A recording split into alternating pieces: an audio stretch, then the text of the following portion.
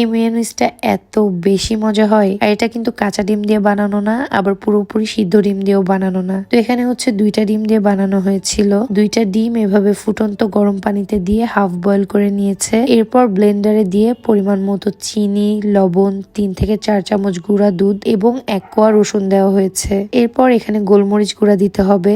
গোলমরিচ গুঁড়া সঠিক পরিমাণটা আমি বলতে পারছি না, এখানে এই ছোট বাটিতে যে পরিমাণটা দেখালাম ততটুকু আর কি। এরপর এই সব কিছুকে একসাথে ব্লেন্ড করতে হবে আর সাথে দিতে হবে তেল। তেল এখানে অল্প অল্প করে দেওয়া হয়েছে আর এভাবে করে সব মিলিয়ে 1 কাপের চেয়ে একটু বেশি দেওয়া হয়েছে। বাই দ্য ওয়ে, আপনারা চাইলে লেবুর রস দিতে পারেন। ভাবি ম্যাক্সিমাম সময় লেবুর রস দেয়, কিন্তু সেদিনেরটাই লেবুর রস দেওয়া হয়নি। ব্লেন্ড করতে করতে যখন মন মতো থিকনেস চলে আসবে তখন আমাদের মেয়োনিজ রেডি। আমার ভাবি এর আগে অনেকভাবে মেয়োনিজ বানিয়েছে, কিন্তু এভাবে হাফ বয়েল ডিম দিয়ে এই রেসিপিতে বানানো মেয়োনিজটা সবচেয়ে বেস্ট হয়েছে। আর সত্যি বলতে এটা আমার কাছে বাহিরের রেস্টুরেন্টে যে মেয়োনিজ গুলো দেয় তার থেকেও বেশি মজা লেগেছে। আপনারা কে কে এভাবে মেয়োনিজ বানান বা কে কোন রেসিপি ফলো করে মেয়োনিজ বানান কমেন্টে জানাবেন।